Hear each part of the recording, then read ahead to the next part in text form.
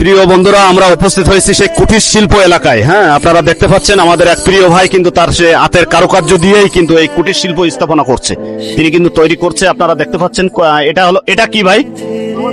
হামানস্তান।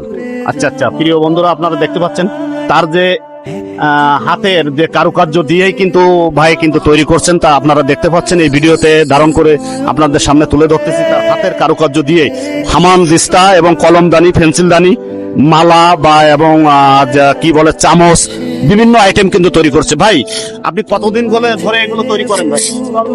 10 বছর। মানে আপনি কি কি আইটেম তৈরি করেন ভাই? ফুলদানি, হামানদিস্তা, মানে এই কাঠের যত নকশা জাতীয় সব আপনি নিজেই তো তৈরি করেন মন থেকে ভাই? এই আমাদের বাংলাদেশ সব জায়গায় এটা রপ্তানি হয়, এটি বিদেশেও যায় ভাই? এই মালামাল ইন্ডিয়ায় যায় না?